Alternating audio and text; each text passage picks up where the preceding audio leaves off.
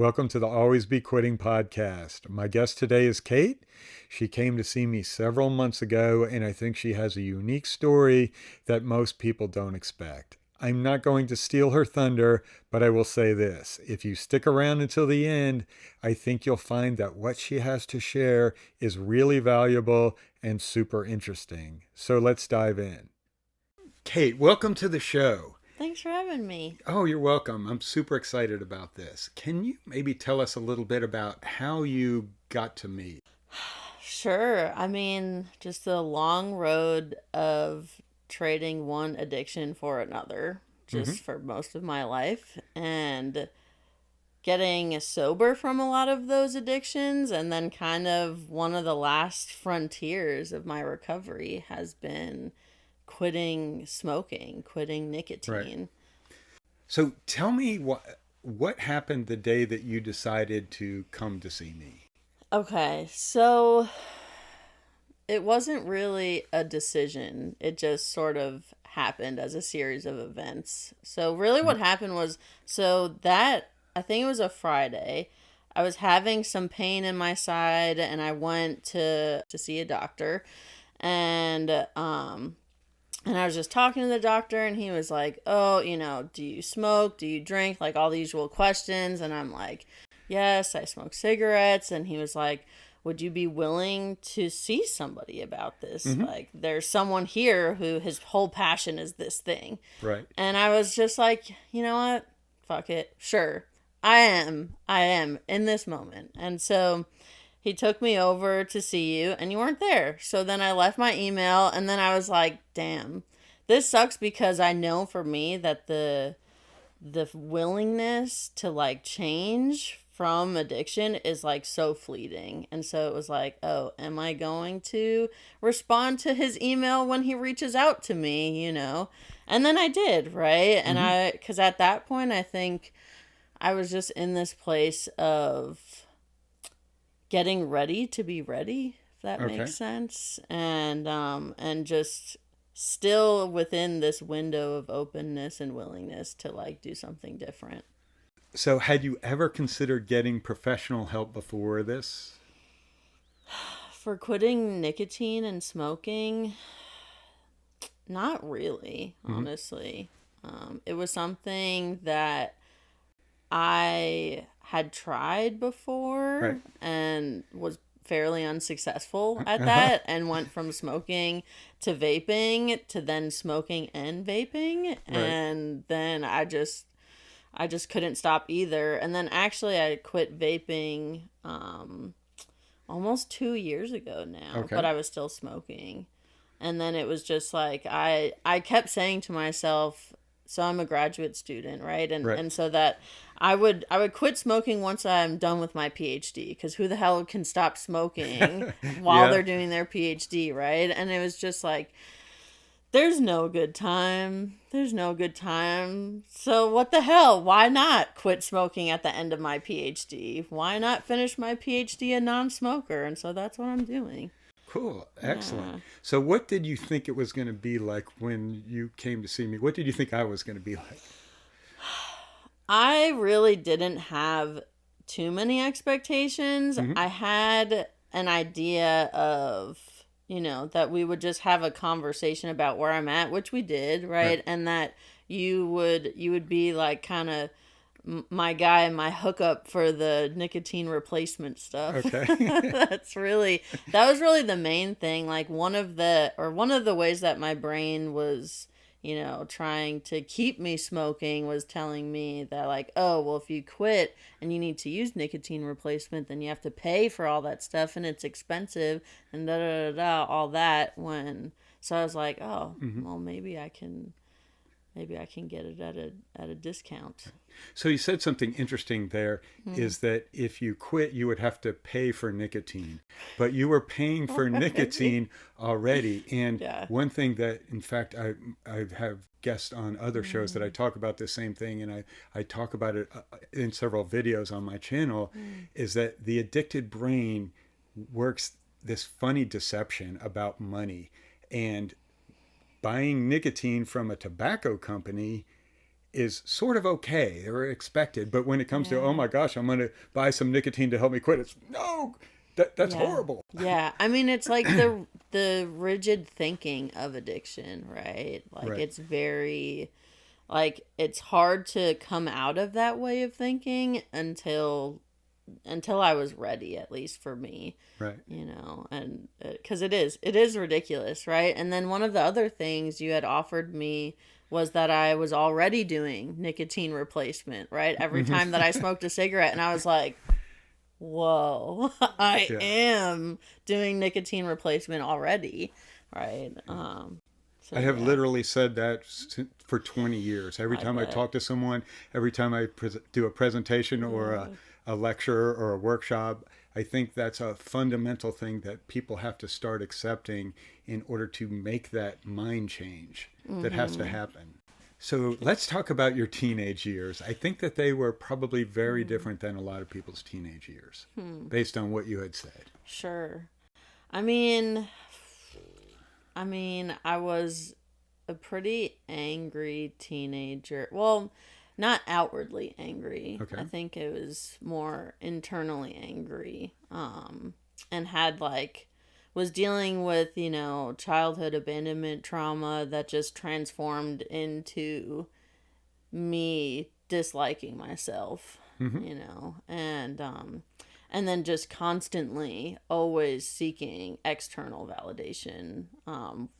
And most of the time the way that I dealt with that was like by performing really well in school, right? Uh-huh. It was a structure and a system that like I figured out and I had hacked and I'd been good at it and I was rewarded for it. Like people were telling me that I'm just celebrating me because I get good grades and Right. all of that stuff. And it just gave me permission to feel worthy of Hmm. just like being alive and being myself. Right. And I think that, you know, that whole thing right there, that piece of like needing something external to be okay is like for me what set the stage for addiction, I guess, to come into play in my life. Right. So, yeah, at what point did you go from seeking good grades to Mm-hmm. seeking substances? So my parents both met in recovery, Oh, actually. wow. So I'm a product of recovery, and I Hmm. grew up surrounded by my parents' like support group in recovery and like their kids and stuff. So it wasn't until I was 14, which is still young, that I smoked weed for the first time. Hmm. And it was this moment of like, holy shit, like where has this been my whole life, and Right. just like thinking about all of the warnings that I had been given by my parents, right? Because I have like two Clearly, yeah. parents that have struggled with addiction, and Hmm. so just like genetically being predisposed to that, and it was just like, but I just lived around recovery, and like, was very privileged to have that experience, Right. but I just didn't know what addiction looked like, or that I had really was already starting to experience Right. some of the symptoms of it. Hmm. But yeah, the first time that I smoked weed, I was like, yeah, this is the shit. This is what I've been looking for to like get out of my head, and like the voice that had become mine telling me that like there's all of these things that are wrong with me and that are my fault and that I need all of this external Hmm. validation in order to be okay. Right. Like all of that like dissipated, right? And I was able to just be stoned, I guess, really, Right. and enjoy that sense of relief. Hmm. Yeah. So, at some point, clearly, this spiraled, I guess, Mm-hmm. out of control. Or what Sure. words would you use? Yeah, yeah, the first time that it happened, right? It was definitely this euphoric, like this thing that I wanted to form this relationship with and Right. do all the time, but I was 14 and I wasn't really in a place where I could.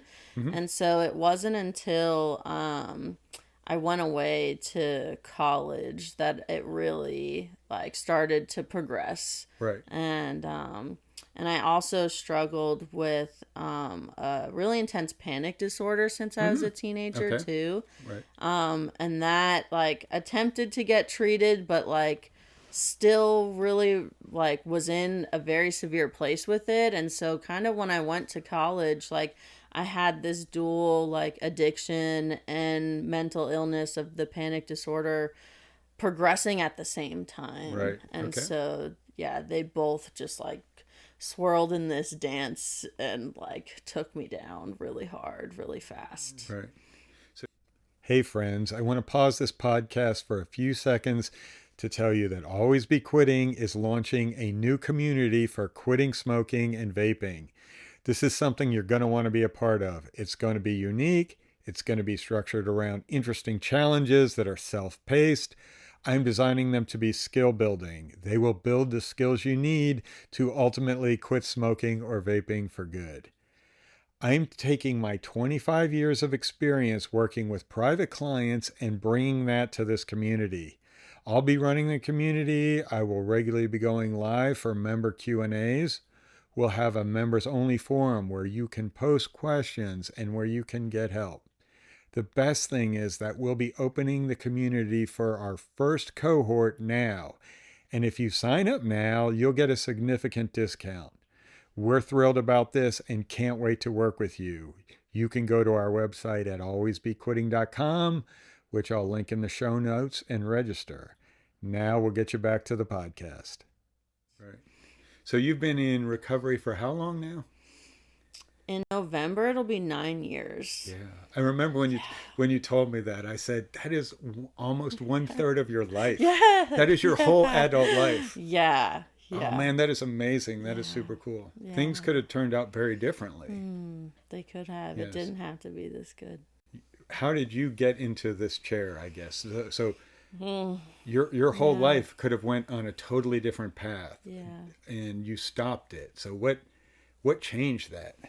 Yeah, so I mean, so I don't the way that I perceive it is not that like I stopped it, right? I Right. don't think that I played too much of a role in the orchestrating of my own life and the path that it's taking. Right. Of course, like I have to put in the efforts and like listen to my body and my emotions and the cues and the things that are happening within me in order to figure out what I'm going to do next and see how that goes. But in terms of, yeah, the direction of my life, that's not up to me. I'm just following the breadcrumbs and it's worked thus far. And the way that that applies to my, like, getting into recovery is, like, it wasn't a choice, right? It was, I am completely and totally spiritually, emotionally, and physically bankrupt, right? I had gotten to a place where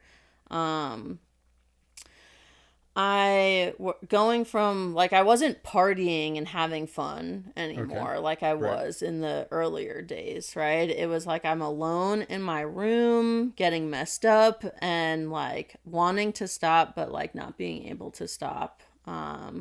And also having panic attacks all the time and eating disorder up in there too, and it was just like a lot of things that were just completely draining the life out of me, like quite literally. And so so it wasn't a choice to come into recovery. It was a submission, really, because there was no other way out. And I'm, again, privileged enough to have the parents that I do, right? My parents are both in recovery, and they're also mental health professionals. So yeah, my upbringing was very specific, but I had, the privilege of them knowing how to navigate the system to get me into a treatment facility that addressed all of those things, and where I could really get the help that I needed to start finding a new way to live. Wow. That's super interesting. I think that when people think about how the story or the progression of how someone becomes addicted and makes it into recovery, there's all these, of course, stereotypes, just like there is about a lot of things in life. Yeah. And that's quite a unique story. I Yeah. thank you for sharing that. Yeah, I'm glad that I didn't have that barrier of like, does recovery exist? Is it for me? Will it work? Right. Right? Like I literally grew up around it, right? And I hadn't seen any of those people, drinking or using, but I had seen just what recovery looks Right. like, right? And just that I knew that there was something available to me if I needed it, which is Right. really the biggest thing. Yeah, I think that what you said was really interesting because the way that that progresses in the family, Mm-hmm. it's it's unique, and I like that you use that word privilege because Mm-hmm. it was a I think it was a privilege now Mm-hmm. that the way that you explain it, because when a lot of families are dealing with that, the family has to come to terms with, Yeah. look what's going on, the family Yeah. has to get educated, the family has to understand all these things, and you had two parents that already Right. they knew, sounds like they were experts in it. Sure. Yeah. Yeah. I mean, it's definitely like it's hard sometimes to hear about, what that was like for them, to be witnessing me and my own addiction and, them understanding to their core that they're powerless over me, right? Right. Like there's nothing that they could have done to get me into recovery. Like I had to have my own Right. experience with it, and it's just that when I was ready, like they were there, and Right. I totally and completely relied on them to get me that help that I needed. So they must have had some feelings of letdown toward you, and I'm Mm-hmm. just I'm asking you, Sure. like as a parent I would think, oh my gosh, I set the best example for my kids, I Mm-hmm. did everything right, I warned Yeah. them about this. And Yeah. so did you guys ever talk about that? Oh yeah, of course. Yeah. I mean, well, I mean, I'd even recall just like the the process of me being further into my addiction and just changing as a person Right. and becoming more self-centered and how that impacted my family, right? Because I Right. was constantly and consistently choosing myself and my own wants and needs over showing up as a daughter, as a sister, and even as a friend, right? Mm-hmm. Like and I remembered times where like my parents were like, what is happening, like Right. what is happening to you right now, like this is not who you are. And me being like having this internal battle of like, yeah, like what is happening, I don't understand what's happening, but I also like couldn't stop this like selfish fueled like path that I was Right. going down, where Mm-hmm. it was like I have to choose me and my own wants and desires. Like that's just what addiction does. So you were in this interesting situation, you're sober from other substances but Mm-hmm. still smoking. Mm-hmm. Do you think that's common for people in recovery? Yeah, for sure. Oh yeah.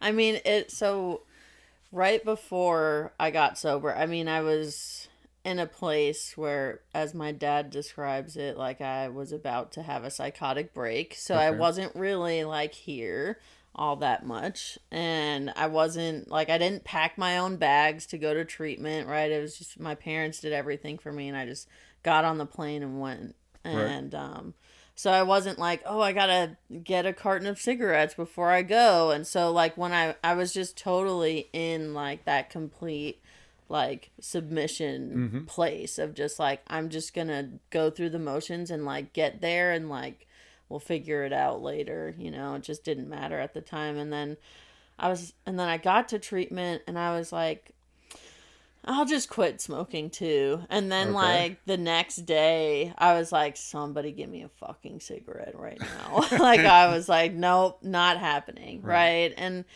And there are some suggestions in certain recovery communities of like, to not quit smoking right away, Right. right? Like that shouldn't be your focus, right? Your Right. focus should be on getting and staying sober and like getting some time Mm-hmm. and some days underneath Right. you so that you can eventually get to that place, right? So yeah, there's a lot of people that smoke cigarettes or vape, Right. and it is can be part of the culture too, because it's like the last thing that I have to hold on to, that and caffeine Right. are like Yeah. sober legal, I Right. guess, for Yeah. most people. It seems like, yeah. I mean, I do want to go on a record and saying there's a very huge difference between caffeine and nicotine, smoking and Oh vaping. yeah, So yeah, I have a couple of videos on my channel about using caffeine in a helpful manner when you're trying to quit, sure, and talking about some of the, not to be overly dramatic about it, but some of the positive things about using caffeine yeah, as a general alertness thing that does not produce the same side effects and yeah, lifelong effects as using nicotine or smoking or vaping or other yeah. things. So in your experience, that stereotype that we just talked about, is that reality? So that when people are at a recovery meeting, when they get a break, they're all outside smoking and vaping, waiting for the recovery meeting to start again? A lot of people do. Yeah, Right. there's definitely the inside and the outside crowd. Okay. Yeah, and I'm now part of the inside crowd. It's Wow. weird. Yeah, I spend a lot more time inside than I normally do. Interesting. I never knew about the inside crowd and the outside crowd. Yeah. Yeah. So, in your experience, what is the difference between quitting smoking or vaping hmm and quitting other drugs? The difference for me Mm-hmm. personally, I feel like it's not that different. Okay. And I feel like we talked about this a few Mm-hmm. times where the first time that I came to see you and I'm sitting in the chair and we're talking and I kind of had this like experiential moment of like, holy shit, I've been in this place before Right. where like I couldn't stop on my own and Mm-hmm. I needed some type of intervention and I needed help Right. from somebody else, right? Or I needed help in some form. Mm-hmm. And so for me, it was just like and also it was just crazy because yeah, I'm in my ninth year of sobriety and so I hadn't felt that experience or had that experience of powerlessness in that way Right. and actually recognizing it and admitting it and like it being in my body of like, oh, this is happening again and I haven't felt like this in a long Uh-huh. time. um and I think that was pivotal, right? Right. Because without that recognition, it would be really difficult to move forward. Yeah. For you know nicotine or other substances. Right. The super cool thing is every time you say it's 9 years, I get a smile on my face. Yeah. I don't know. Yeah. That is awesome. That must Yeah. feel wonderful. It's so cool. Yeah. So, did your experience quitting other drugs help you in quitting this drug? Oh, absolutely. Yeah. I mean, getting and staying sober for as long as I have, and having like a spiritual routine, a spiritual connection with others, with something Mm-hmm. greater than myself, with community. I mean, it gave me the platform to quit smoking. Right. When you say spiritual connection, what is that to you? Because for a lot of people, hmm I think everyone needs their own operating definition of Yeah. spirituality, and there's some things that we can pigeonhole or stereotype people to say this is what the spirituality is for certain people. But what is that for you? I guess for me, it's recognizing that there's more than just myself, Okay. right? Mm-hmm. While also recognizing that everything that I experience is for me, which is there. I feel like spirituality, there's a lot of paradoxes. Right. Um, and that's one of them. But Mm-hmm. yeah, I think maybe at a more basic level, spirituality is just practicing principles Right. on a daily Mm-hmm. basis, right? And being open to changing my perspective. Or Right. I mean, and again, it's not me changing my perspective, it's me having my perspective changed because I decided to try something different. Right. Right. And that's kind of at the basis of it, I think. Can you elaborate on that a little bit further as far as, I think you did a great job talking about spirituality, Mm-hmm. as far as what maybe tool set you used or you borrowed from Mm-hmm. recovering from other substances and applied them to this? Yeah. I mean, being in recovery and continuing to have this openness and, shedding all of these layers to like get down to what my truth is on a changing basis, has led me to be in really deep and intimate relationships with people, Right. that are also doing the same thing, right? And so I have a friend also in recovery that, she's still smokes, right? And Okay. so we would hang out and we get together and we'd just be cutting it up and talking about, yeah, all of the things that we're experiencing in our Hmm. lives, all of the ways that we're trying to see things differently, do things differently, the things that we're learning from that, right? And having parallel experiences but separately, and realizing, so there was one day where, my me quitting inspired her Oh, to wow. try. Uh-huh. Yeah, so she tried. I think she made it like 3 days, Oh, and okay. she was like, Kate, I don't smoke for me, I smoke for other people, right? To Ah. like deal with other people, right? Hmm. And it was this realization of like, oh yeah, I'm using smoking as an emotional band-aid, just Okay. like I was using other drugs, Right. right? And it was, and I guess that's why when you quit smoking, you become like a baby again emotionally, right? Like I have not experienced as intense emotions that I Uh-huh. did when I quit, and besides when I was 14 years old and when I first got sober, Okay. right? Like it was like I was so sensitive to Right. everything, and all of the emotions I was feeling were so, it felt like they were going so deep, right? And Mm-hmm. I felt really dramatic, and I think I was, but it was just like I have no space for anybody except myself. Do not ask me to do anything for you or think of you or consider you. I'm done doing that. Uh-huh. And it also, like, me quitting smoking came at a point in my personal journey and my spiritual journey where like I'm trying, or I'm stopping people pleasing, Right. right? I'm taking up the space that I've been allotted by the Mm-hmm. universe, and I'm embracing myself more, and I'm getting to know myself more, and I'm just being me, Right. and saying things that I think or saying things that I was perceiving would bring conflict that I wouldn't say before because Right. I didn't want Mm-hmm. to bring conflict, right? Yeah. And kind of stopping smoking, it helped push me forward in that because I was so emotionally intense that I Uh-huh. was just like, yeah, I'm not going to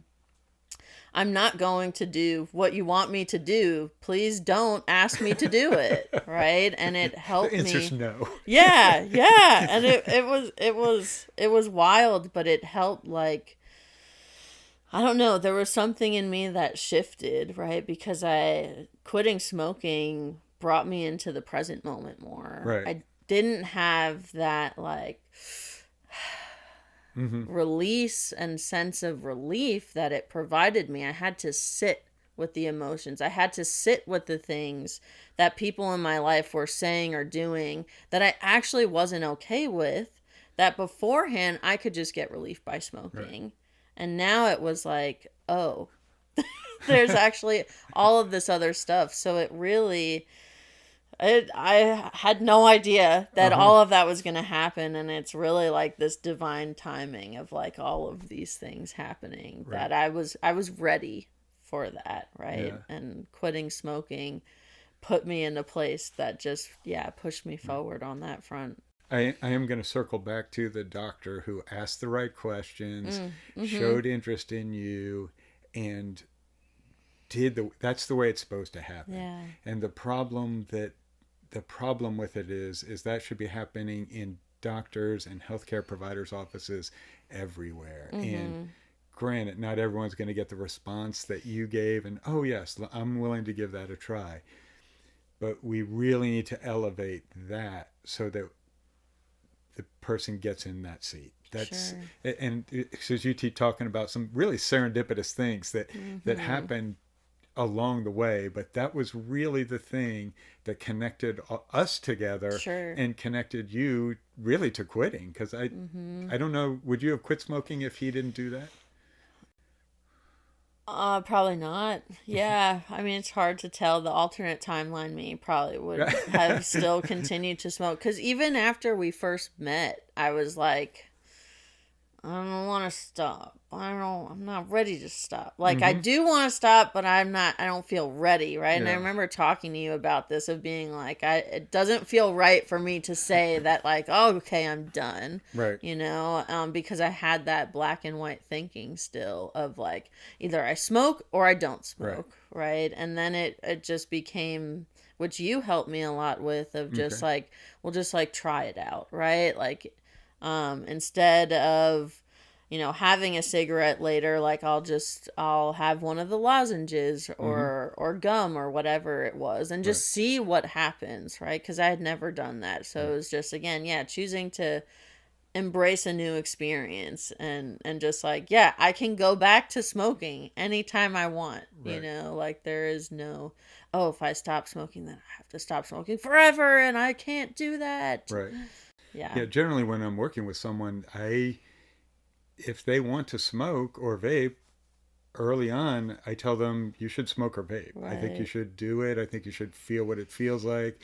But most important, I think you should do it, feel what it feels like after you do it. Right. Because that's really when the person starts to decide, yes, I'm going to get off the fence and I'm going to go forward with this. And I think that's what you did, because I remember some of our conversations. And when I'm working with a lot of people, they have that exact same dichotomy that you had. And one of the things that I do when I'm working with a person is to figure out a way to help them get forward. Because taking action, particularly in any recovery or any behavior change, leads to positive dopamine. It leads to, even if they fail, they experience little bits of success, which are super important for that person putting everything together to go forward for the last time, or at least for a successful quitting attempt. So, Yeah. yeah. Yeah, because there is no, like, at least for me, like, I can't, like, fight it, right? Right. Like, there's only so much that I can fight it before I'm just gonna collapse back into it, right? But Right. putting together the little pieces, like you're saying, like, at least was helping to show me, okay, it's possible, Right. right? Like, I can get a few days together at least, Oh, and you right? did. And Yeah, you got, yeah. yes. And that's what I say. People seeing positive results in any behavior change, but particularly this one, particularly when they thought to themselves, I couldn't even go 24 hours. I can't even go 12 hours. This is not going to work Right. for me. When they start seeing, I can do this, that confidence is crazy. And it's crazy empowering to the person that wants to change their life. Yeah. Yeah. And you probably experienced that when you were working on other areas of recovery. Yeah, Yeah. yeah, absolutely. And I was also like talking to a lot of other people in recovery, because thank goodness, a lot of people in recovery have also quit smoking. Uh-huh. Well, that's cool. That's good to hear. Yeah, Yes. yeah. And so I was sourcing all of my people to Uh-huh. just be like, what was your experience with Right. this thing, right? Yeah. Which is also just another way of being open and willing to Right. trying something new, is just being like, hey, I can relate to you. How did you do this thing? Right. Which is super powerful. Yeah, it's cool that you had an existent community Yeah. to go essentially mine information from. Yeah. And one of the things that I'm going to start doing is starting a community, a quitting community, because I think it is so important. People think I can do this by myself. Some people don't even want to tell anyone else they're quitting. They don't want to Yeah, get any yeah, yeah. help.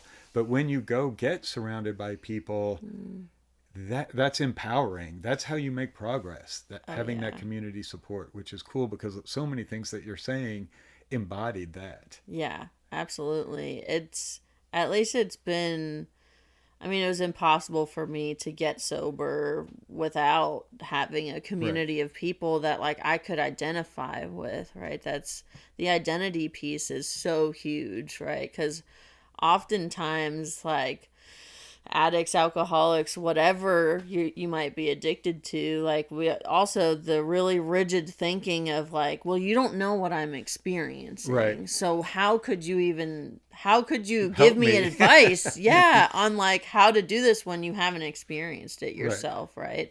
And so having a community of people where it's like, nah, bro, we, we've all been through it here, Right. right? Like, and not all of us are lying in this Right. room about that we're like having a good time, you Right. know? Yeah. So, I mean, maybe some people are, who Right. knows, Yeah, but. but so I remember when we were talking and you Mhm, had mentioned the importance of exercise to you mhm. and the importance of exercise in this process. So, can you tell us a little bit about that?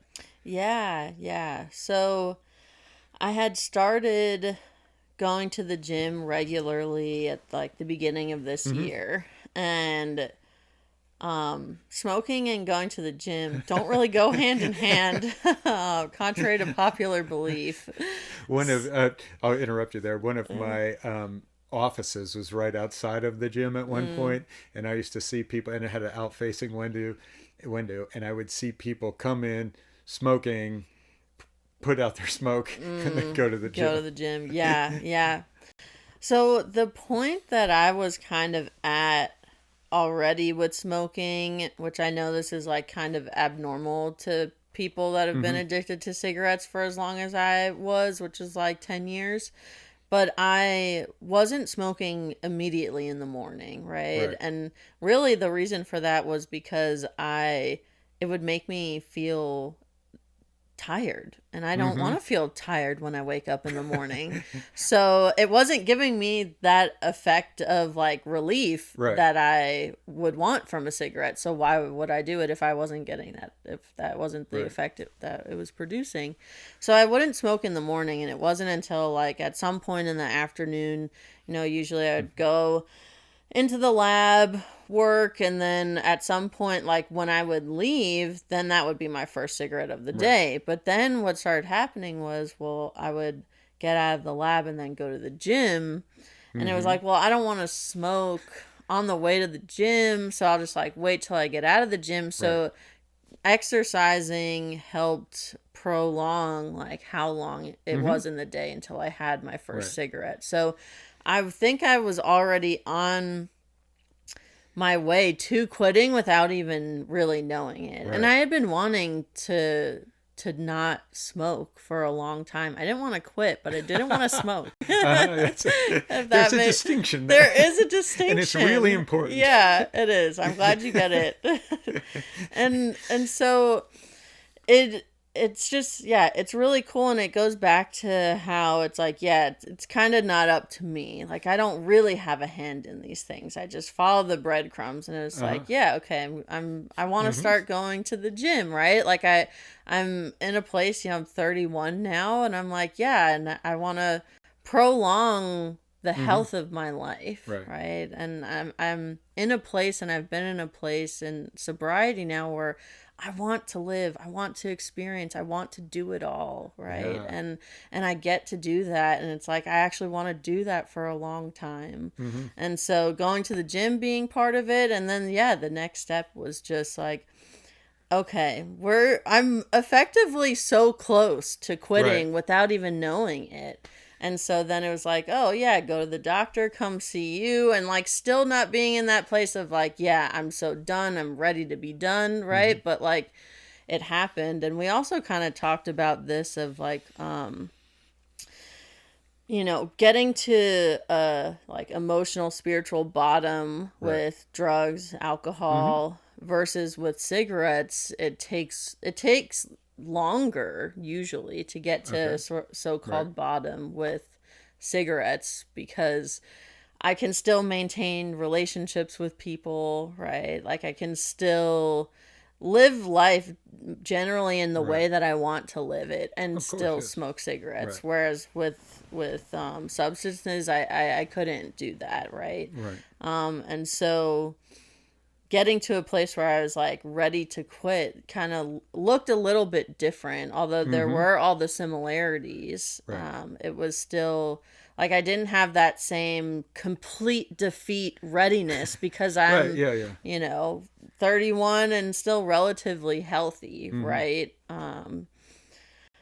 So yeah. I think that bottoming comes out for a lot of people when they smoke is when they get a real serious health problem. Right. And the problem is they've accumulated so many years of smoking Mm-hmm. that, and to get to that bottom requires a cancer or emphysema or COPD or Right. macular degeneration or something like that, Yeah. that where they sort of think, okay, now I've got to stop. Meanwhile, there's all the other things that are piling on at the same time. It's generally not just one health thing. So Right. yeah, you did it. You did it early. And one of the things Yeah. that I stress, and one of the things I stress with always be quitting, is particularly you've got to get an always be quitting mindset, and you've got to keep going with it, come Mm-hmm. hell or high water, until you Mm-hmm. quit. Because if you don't, you just kick the can down the road Mm-hmm. until you're like, oh man, why Yeah. did I do this for 10, 15, 20, 30 years? Right. And then at that point, I mean, I don't know exactly, but it's probably hard or impossible to reverse it at that For a point, lot, yes. At right? some points, Yeah. I mean, early on, your body can, for the most part, Yeah. undo a lot of the damage. I don't think you ever get a get out of jail free card on Sure. that. But the more pack years, the more you smoke, quantity, frequency, all impacts toxic load, which all impacts your health status over the Right. years. So yeah, Right. Yeah. yeah. Yeah. So to get back on that, when what importance did the exercise have for you? Like what did it catalyze? I mean, it catalyzed the getting ready process Right. Okay. without knowing that I was getting ready, Yeah. So right? you hacked yourself. You tricked yourself. Yeah. And not even Right. intentionally, right? Like it wasn't like, oh, I'm going to start going to the gym and I'm going to quit smoking. It was Right. just like, I'm just going to start going to the gym Right. and like strengthen my muscles and my body and just try to Mm-hmm. just be and feel more healthy, Right. and be able to go hiking for longer periods of time or, Right. whatever it is, just to have that experience. And one thing that I talk to people that aren't in the readiness stage, and maybe they don't even, they Mm-hmm. 0% want to quit, is Sure. to start exercising. Because a lot of times Hmm. smokers and vapors will stop exercising. In fact, a lot of Mm. people, oh, I used to run cross country in high school. I used to be a dancer Yeah. in high school. And then all of a sudden they're really sedentary. And just getting them exercising again, getting moving again, that action potential, that dopamine release, that confidence, Mm. that positive Right. things that they build often will propel a quitting attempt. So, Yeah, especially because it's like, yeah, my body feels better working out, right. right? And so it's like, okay, feel better working out, but then feel like let's just like undo all that with a Right. cigarette, which Yeah. like there were definitely days where I smoked on the way home from the gym, Yeah. like that. I totally did that. Right. But yeah, it lessened the number of cigarettes that I had, Hmm. probably on average, probably just because I started later in the day. Right. Has your day changed or the way that you think about cigarettes or? Yeah, so I mean, at first it was like, oh, help, and Uh-huh. just like holding on. There are a few, white knuckling it Right. moments of just like, I really want to do this, but I'm not going to, right? And, there were a few like tests, I guess, so to Hmm. speak, that were really, really pivotal to me staying stopped. Hmm. The first of which was like I don't even if it was a week maybe after I'd Hmm. stopped. That my friends were. It was a Friday, and we were all out at the park, and then my friends were like, "Oh, can we come back to your house?" And I was like, "Yeah." And then, but in my head, I knew Hmm. they're going to smoke cigarettes Right. on my porch, which is a thing that I love to do. Yeah. And I can't do that. Okay. And then, but it's like, but it's going to be okay. You know, Mm-hmm. like I'm not going to not live the way that I want to live just because of me Right. quitting. Right. And so that happened. And, you know, they knew I was quitting. And then it was like, all right, everybody's going out on the porch, and I was just like, oh, I can't even, I was like, I can't go out there because that's just too much for me, right? But then it was also, yeah, like having this experience of feeling like I was missing out on the connection because I'm staying inside, and basically everybody but two of my friends that stayed with me, but everybody else was outside and, you know, cutting it up and whatever.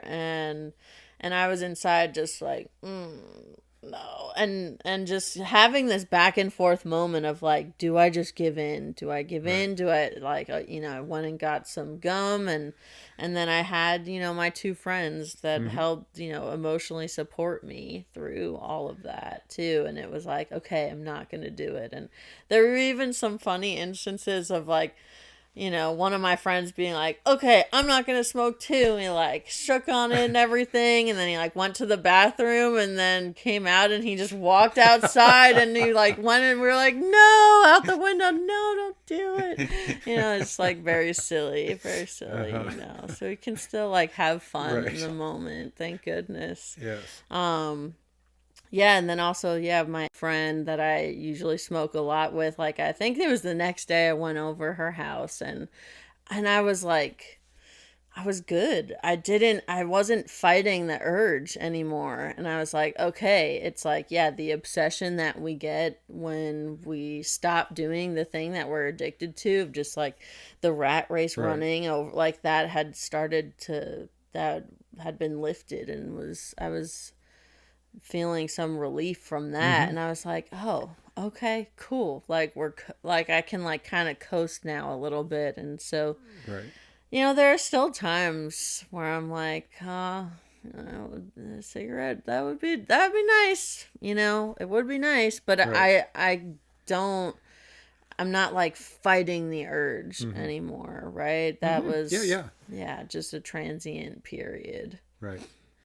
So, speaking of your friend in recovery that's still smoking, did you find it odd that you were talking to her about quitting smoking while she was actively smoking? Because because I don't think that if it was drinking, it would be the same way. Sure. Clearly, if you're talking in the recovery community, you're not going to be talking about not drinking and having someone talk to you about not drinking while they're actively drinking. Yeah. I don't think. Right. It wouldn't work very well anyway. Right. Yeah. I think that, you know, I mean, she's been in recovery for decades, right? And has been, yeah, in the spiritual process and embodiment of uncovering who she is and how she wants to live, that it's like, yeah, she's very clear on like what is going on for her with smoking, right? Okay. Like she's not living in the delusion, and you know, like I had said earlier, she had stopped for a little bit, right? And because of, you know, being influenced by me stopping, right, of just like, well, let me just try it out, right? And so we also got to have that experience together of like realizing how much we freaking rely on cigarettes to regulate our emotions, right? And it yeah, you would think that like someone who's still smoking maybe might not be able to provide insights to someone who's quitting, but she really was able to, right? Just because by the nature of who she is and all of the work that she's done on herself, you know. And, you know, helping me embrace like, yeah, I'm a non-smoker now, you know, like she was the one who was telling me that in the very early days where I didn't feel like I could claim that yet. And then it was like, no, I am going to put that out there. I am a non-smoker. So do you think she'll ever quit smoking? Yeah, I think so. I think so. What do you think it'll take for her to quit? Oh, yeah, that's not up to me. I Hmm. don't know. Yeah, everybody has something different, right? And, Right. like with my experience of just all of the things happening to line up, Right. and I think that one of the things is for me, and I know that for her, is that she has a desire to stop smoking at some Hmm. point. Maybe it's not right now, but just like in general, like wants the health benefits of not Right. smoking Yeah. Yeah. anymore. Well, you got to have that. If you don't have that, you're not Right. going anywhere. So, Yeah. and Yeah. hopefully she'll get there. Yeah. Yeah. Yeah, I think so too. So, is there anything specific that I did that helped you? I mean, I think you're a like non-assuming approach, Hmm. and meeting me where I was at was really helpful, Right. right? Like, because I think there's part of me, that the piece of me that maybe felt like shameful about it, or like the part that felt like it had to be all or Hmm. nothing, right? Like you helped break that for me, I think, and just our conversations Hmm. about of like, we'll just try it out and see what happens, right? Right. Yeah, it's simple, not easy, right? Yeah. And so yeah, I think you just coming in, and or me coming into you and you being curious, Hmm. and leading with the curiosity and just getting to understand where I'm at, so that you could help me. It's weird. The Yeah. guest that I asked a similar question to the guest that was on before you, and she said three of the almost exact same words that you Mm, said. So, cool. yes, thank you. That's it's. Yeah. You've been in other types of recovery. What do you think is the importance of the accountability piece? Because in a lot of Mm, cases, I think what people tell me they need, in addition to a lot of other things, in order to mm. quit an addiction, is having some accountability person. Yeah. Yeah. I mean, I think as community oriented animals that we are, right? Uh Like huh. that's kind of ingrained in Right. in in how we navigate the world. And so having accountability, yeah, I think that was probably the one of the pieces that I was missing, and that I wasn't necessarily going to seek out on my own. But Okay. again, like the dominoes of like, yeah, going to the doctor and him bringing me to you and all of that, and then me actually coming in to Uh huh. see you, right? Like help put that in place of just like, okay, there's someone that knows a lot about this and is gonna meet me where I'm at, and I'm gonna come in same time next week, right? and Right. and we're gonna talk about just how it went trying it out, Mm-hmm. right? Um and yeah, having the support and the accountability, right? It's like kind of two sides of the same coin. That brings me to one of the big. It's a sort of pet peeve that I have Hmm. about it is that people say I don't need help. I don't need to seek out a professional. I don't need to seek out a community. But when they do it, they're like, this is just what I needed. But convincing them that Hmm. this is what you need, this would be helpful, is it's a Hmm. conundrum. Yeah. It Yeah. Yeah. I mean, it's one of those things of like letting go of an old idea of right, resentment, letting go of whatever it is. Like it's this very elusive thing that right, we can't really describe how it happens, right? uh huh, It just happens. right, It's unfortunate that, or I mean, I don't know if it's unfortunate that we can't force it, right? Because at least from my perspective of like everything unfolds in the timing and the ways that it should, right. right? And just because I think that it should be different doesn't mean that it should be different, Mm-hmm. But Right. of course, we want to help people, and all that. And at least for me, like, the thing that I can just do is just be there when the people are ready, Right. you know, and have the information and the resources out there like you're doing, just like trying to get the word out of like, hey, there is this help that Right. exists. Yeah. A lot of people are fence sitters. Right? I call them, they're sitting on the fence of getting help and getting a professional or getting into some sort of program and just sitting on the fence for the next decade. How do you get them off that fence? You gotta push them over. Yeah, what is the push that gets them Yeah. to say, I think that I'm going to do that this time? Yeah, I don't know. I don't know. That I feel like that's like it's kind of an impossible question to answer. Like, because it's probably different for a lot of people, because I think, again, yeah, it's just like the combination of having some sort of desire to stop, Right, right, in addition to just the universe acting in my life to unfold the events to get right. me to stop, right? Because Uh-huh.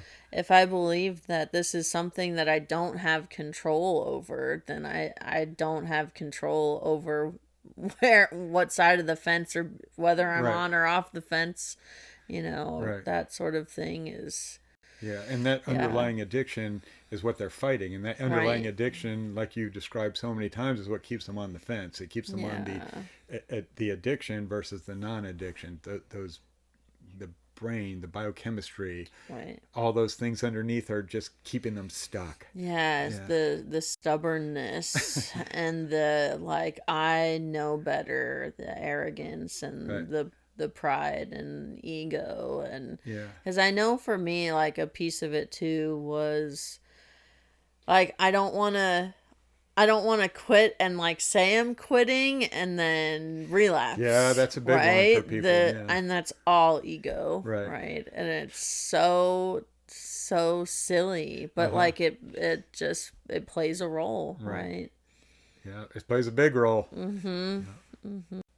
So, Kate, when I asked Mm-hmm. you to come on the show, it was because I really enjoyed our private Mm-hmm. conversations. And I told you a bunch of times that I think you have a really unique perspective. And Mm-hmm. hopefully by this time in the podcast, other people are saying, yes, that's not what I expected to hear from her, which is what I said in the beginning, I think, hopefully. So I did also think that your story could inspire other people. So, Mm-hmm. what are your feelings about being a role model for this?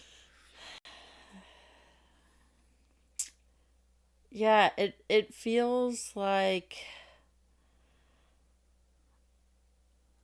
it's a hard question, I Mm-hmm. feel like. Um because I don't feel like I have this inflated sense of like self importance, and that like people need to hear what I've Right. experienced, and what I have to say. And while at the same time, I'd be so happy to try and give that gift away to somebody who was ready and wanted it, right? And Right. so it's this kind of, yeah, again, like the spiritual paradox of contrasting, like, I am proud of who I am and what I have to offer and all that stuff, but I'm Mm. not gonna go shout it from the rooftops. Maybe Uh-huh. at Yeah. one point I would, right, Uh-huh. in my very early sobriety, because it was Right. this whole like, Yeah. holy shit, I had no idea, right?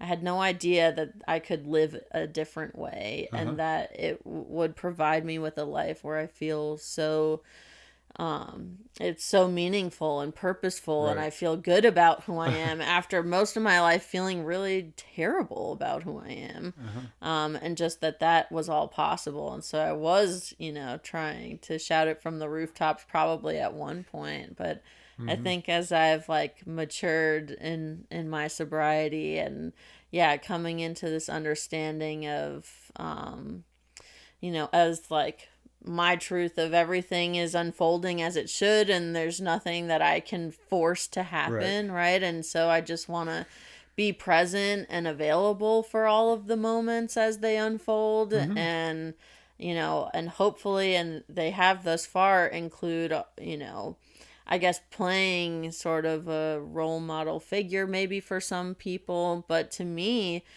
it's just the gift of sharing, right? That like I get to share what it's like on this side of the fence with other people that are on it or are on the other side or are on the same Right. side as me, right? That we get to experience these things in our own individual selves and come together and have a collective experience. Right. And I think that's really all I'm trying to do, And of course, I would love to help anybody that thinks I could be helpful to them, and I definitely Right. try to make myself available for that.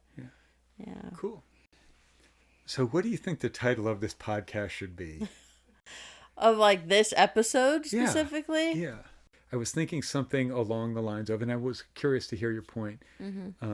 Something along the lines, maybe we can workshop the final addiction, quitting smoking when you're in recovery. That's great. You like that? Sounds cool. Yeah. Yeah. Yeah. Yeah. And I think it sort of is, because I've thought about it as that's when I was writing all your questions, I'm thinking, and when, of course I work with so many people and people in recovery, this is really the last addiction that they, for the most part, that they have, because they've taken care of all those other ones. Yeah. It's like the final frontier. Right. Yeah.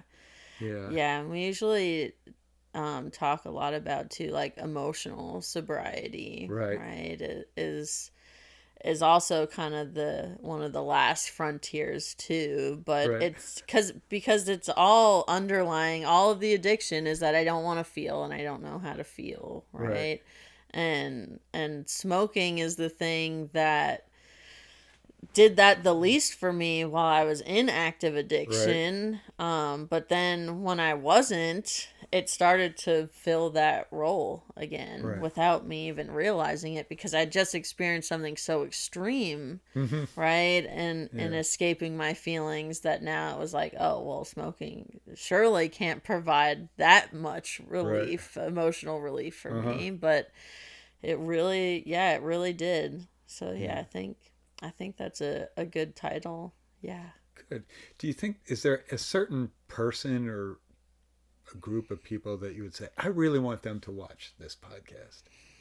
My friends. You're not this 'Cause I podcast, love all of them. it, but yeah, that's good. Yeah. What do you think they'll think of it? I think they'll think it's great because they love me. And I think that I've been able to be myself and share my experience and hopefully share it in a way that is understandable and relatable to others. And I think that I try to do that in all parts of my life. And so I think they'll see this and be like, yeah, that's Kait. That's who she is. Yeah. And that's what she does. And yeah, I mean, it would be really cool too if people, especially people in recovery, were able to see it and relate to me and get something out of it and think, maybe I can stop smoking, right? Yeah. Maybe this could work for me too.